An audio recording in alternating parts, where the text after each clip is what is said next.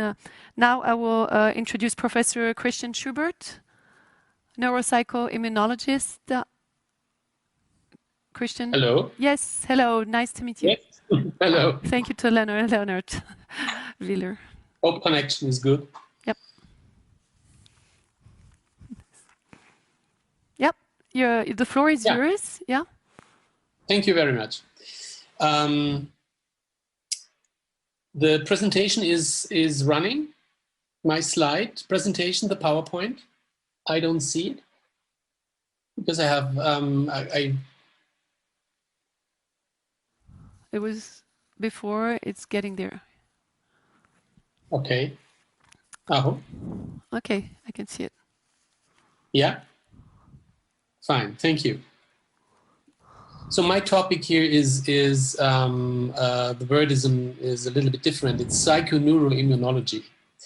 The topic is whether we have indication of that psychosocial stress lowers the COVID resistance. And I would like to first broaden the view on the COVID problem, because I think that besides the problems this conference is covering, I think that COVID-19 is an indication of the biggest crisis of Western medicine. My point is the following.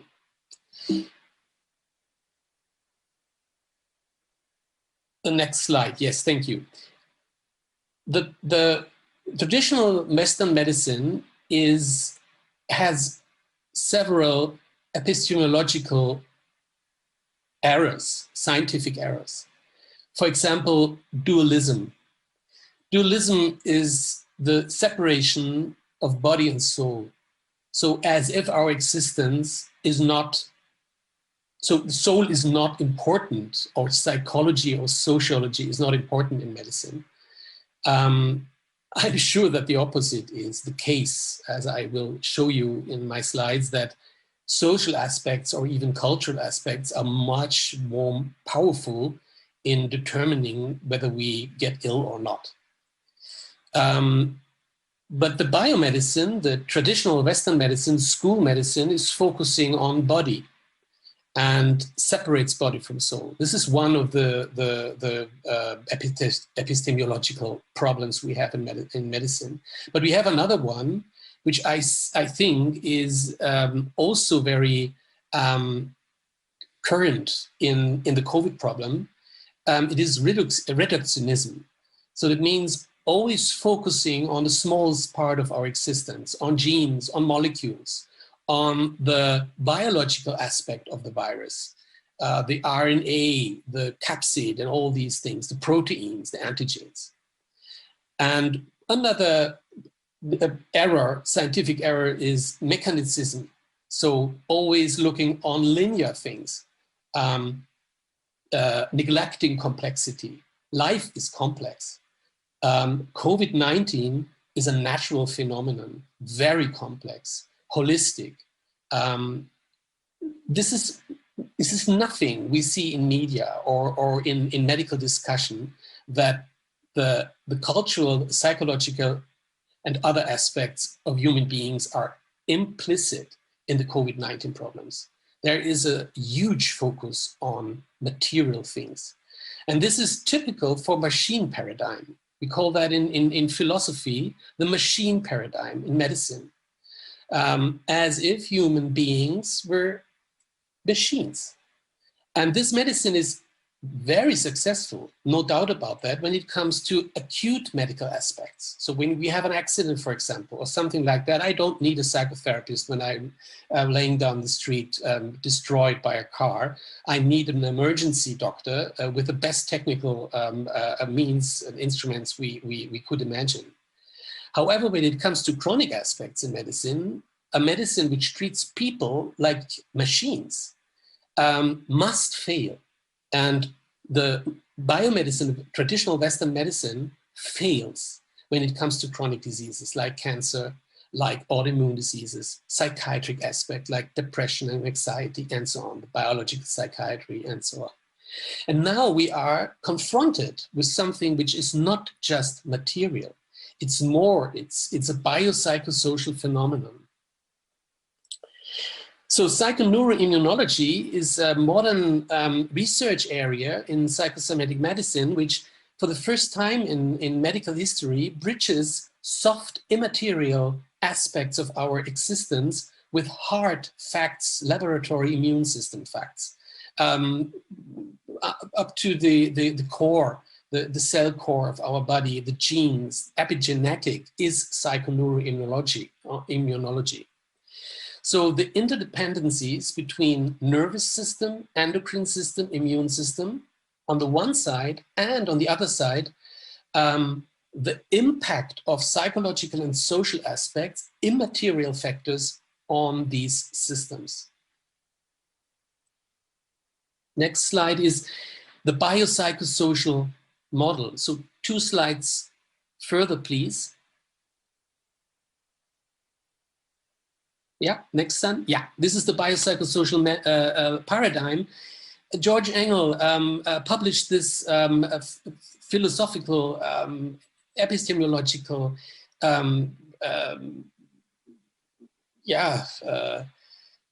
new idea on medicine in 1977 in a famous science paper. And he postulates that human existence is much more than biology. It's embedded in cultural, social, psychological aspects. Everything is interdependent from each other. And social factors are indeed much more powerful in changing biology than vice versa, and this is the reductionistic view, than genes or biological phenomena can change psychology or even societies. So this is very important in the COVID-19 problem because, next slide, I would like to show you an example how we can approach human being in the COVID-19 problem from a biopsychosocial standpoint. Please, yeah, this is the slide. So here we have human barriers protecting against pathogens, and the machine paradigm, the just looking at the material aspects of our human existence has biology. So focus on the biological aspect of the immune system. So we have the immune cells which attack antigens, immune organs, immune tissues, transmitter molecules like cytokines and so on. So this is the machine part of our existence in a machine paradigm, highly centered and focused. However, and this is what the COVID-19 problem and the way how states and medicine and media are not focusing the psychological immune system. We have a psychological immune system going on. We call it behavioral immune system, like disgust, for example. When we have a rotten substance on the street, a dead bird, we never would go close to this bird and even touch it or bring it in our face. So we have a natural psychological immune system, which may be much more powerful than the biological immune system when it comes to the anti-reductionistic, holistic part of the biopsychosocial paradigm, because psychological phenomena are much more complex than biological phenomena, therefore also more powerful. And social distancing is something natural. We don't need orders to get into social distance. We are socially distanced when we see someone who is ill. So there's no doubt about that we have a natural biopsychosocial immunity going on, and not just our immune cells and cytokines and all this stuff. And also the virus is biopsychosocial. Within minutes or within hours, the the SARS-CoV-2 virus changed from a purely material aspect in our world into a symbol, into a biopsychosocial pathogen, because media and fear and anxiety laden the virus, the biological part of the virus, into a symbol which, from a biopsychosocial standpoint, is much more dangerous in killing people via anxiety, fear, and panic as the coronavirus from a biological standpoint can do. And this is just the actual aspect, the current aspect. The means, the measures, the state's measures, which are now going on, lockdown, social problems, job loss, existential problems, and so on, kill people. So we have a psychosocial, powerful virus going on, and not just the biological part. So for me, this is the biggest crisis of Western medicine, when now it's like a stress test. So we had 2008 the stress test of the bank system, and now we have the stress test of the biomedicine, the school medicine, the traditional Western medicine, and this is a scandal, a medicine scandal, that medicine is now confronted with more than just biology and response to this virus just with material means like masks, like distancing, physical distancing, and hygiene measures, and not psycho-hygiene measures, trying to quiet people and try to give information which is a right one, an adequate one, and not bringing them into fear and panic. My next slide, please. What I tell you is not, oh, no, the slide before, please. Yeah, what I tell you is not an esoteric medicine, biopsychosocial medicine. No, this is evidence-based medicine. We know since the 80s that immune system, endocrine system, and nervous system are communicating with each other. So when an immune system is releasing cytokines, for example, because of a viral infection, these cytokines cross blood-brain barrier and trigger in the brain so-called sickness behavior, a change in behavior, so that we feel sick and we conserve energy instead of pushing energy out when we do sports, for example, when we are infected. So again, the natural immune system brings us via cytokines and change in psychology in bed and let us conserve energy for the healing process. Next slide. The first thing which occurred at the beginning of the COVID-19 crisis was that there was a lot of fear in the world. So there is something going on, something new, a new virus, a new coronavirus. And this acute stress situation causes the human being, in a biopsychosocial sense, to be very alert. So this is normal. When we are acutely stressed, we are more alert, we are cognitively activated, we have an increase, please, there's an animation in my slide when you, yes, we have the first, what happens in an acute stress response is firing the sympathetic nervous system. So sympathetic nervous system is increasing energy in the body. Next, please activate the animation. Yeah, then we have an increase in NF-kappa B and a transcription factor in immune cells. And next we have inflammation in the body. So we have a very good first increase in cellular immune system, which protects us from viral infection. So acute stress is very important in protecting the body with inflammatory response, with cellular response. However, the problem is that inflammation is a two-sided sword. So inflammation in the short run is very important to get rid of the antigens. Cellular immune activation in the long run is very dangerous for our body. And so we have to feedback this system and suppress the inflammation. Please, next. So it comes to, and the next one. The system has at least 3 protection mechanisms. The parasympathetic nervous system, which suppress the inflammation, the cortisol system, which also suppress the inflammation. And when we get anxious, chronically stressed via, for example, fear of COVID infection, then we get in an immune suppression. So paradoxically, on the short run, we have an immune increase because this is a good protection for the virus. However, when we get into a chronic fear and anxiety, which is now going on in many parts of the world, we have to think of a chronic cortisol release. And a chronic cortisol release, we call it hypercortisolism, is suppressing cellular immune activity, is exactly suppressing those cellular immune parts in our body which we need for fighting against the coronavirus. So it's a paradox is going on. The chronic anxiety in our world is now suppressing exactly those cellular immune parts like natural killer cells or T lymphocytes and so on, which we need for a good protection. And the same holds true for the vaccination.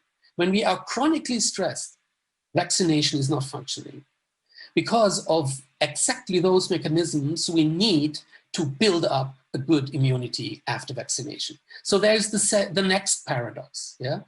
Acute stress is good for vaccination. However, chronic stress, which is now really going on in the world, is dangerous and very risky. And of course, is also risky for not a good vaccination. So we know from recent publications that when the vaccination is not really well working, we run into the problem of a cytokine storm when we get an infection with COVID. So there's a really dangerous thing going on because of chronic stress worldwide. Next slide, please. Yeah, this is not necessary now. Next slide is important. Yeah, we have here, this. I show you a few results in psychoneuroimmunology showing that, stress lowers protection. In this case, it's a pioneering study of Sheldon Cohen from 1991. So we know these results for 30 years and respond in a machine paradigm way in the COVID-19 crisis. Cohen showed in 420 healthy people between 18 and 54 years old that those who were stressed at the beginning of the study had a significant increase in being infected from artificial infection of rhinovirus, respiratory syncytial virus, and of course coronavirus. Even 1991, we knew coronavirus, and that it was a type of 229E, and they injected this coronavirus in these people and showed that the probability to get infected by this coronavirus was significantly enhanced when people were stressed. And the same holds true for the risk of having clinical symptoms of this respiratory disease. I touch this slide here. I think we don't need much more findings on psychoneuroimmunology. It's just here something where we can show that physical abuse and lowers the protection against herpes. Next slide. Of course, we have vice versa results also going on. So that means stress is immune suppression, is disease and death.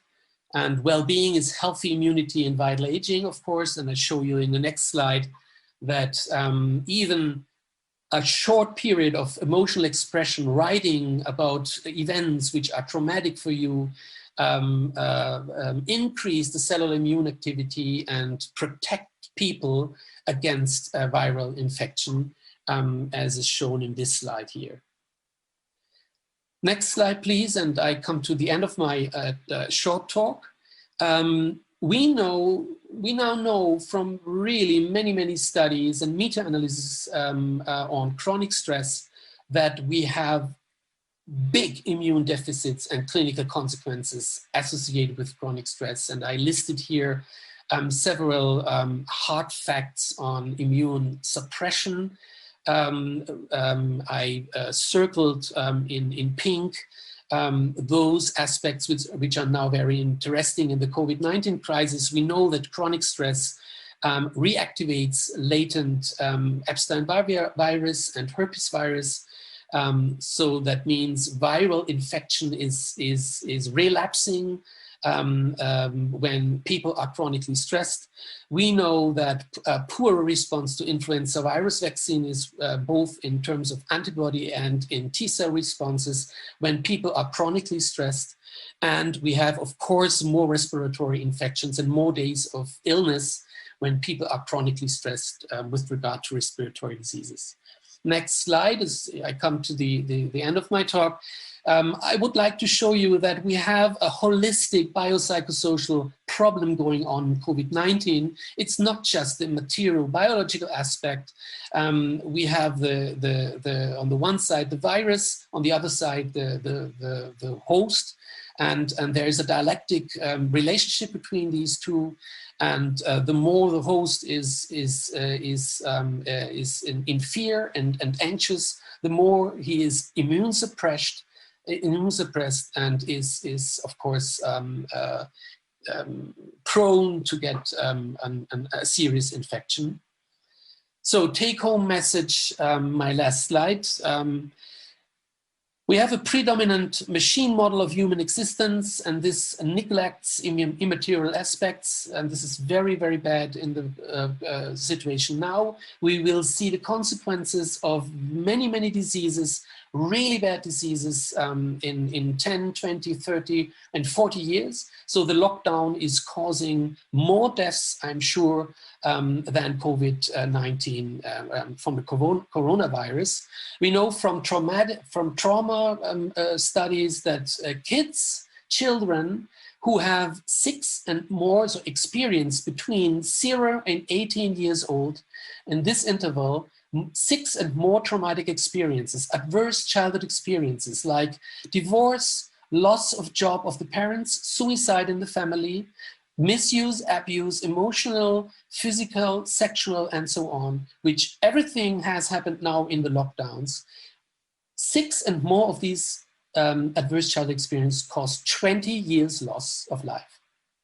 So it is a response in immune system, it's a response in physical diseases, and this is a scandal in medicine not to see that and just to look at the acute and current situation.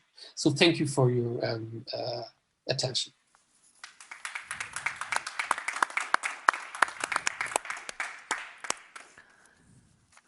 Thank you very much, Professor Schubert. It's really an aspect that is totally under-considered in COVID-19. I'm very happy you brought this in. I think you can add a lot of things, and it's very short, but you know, post-traumatic syndrome after COVID. Yeah, absolutely. There's also with children wearing masks at 6 years old and having a lot of problems. What you're saying is very interesting because chronic stress in COVID is now almost a year. People have had losses, and it's I hope you're doing studies. Are you studying this closely? Yeah, we have a special design. We are not fans of the randomized control trial design because it's not covering complexity at all. So we are in the single case research and now looking at healthy people in fear of COVID-19 and looking in the dynamic and complex aspects of the biopsychosocial interdependencies. What does the anxiety with the immune system in healthy people and chronic autoimmune diseased people? Yeah, and you also underlined that we should not be reduced to a virus, which is, we forget sometimes. And also another thing I want to just underline is this innovation of the new medicine of the 4P medicine: predictive, preventive, personalized, and participative. And this personalization, which you're saying on biomarkers, and that the vaccine doesn't go for one fit, but it is a personalized, very tuned in vaccine, if there is any vaccine. So you're really on the cutting edge of this 4P medicine that's coming, and I'm involved in this. So I want to underline this. It's great. Thank you. Thank you very much. So we will come back to this. It's really very good.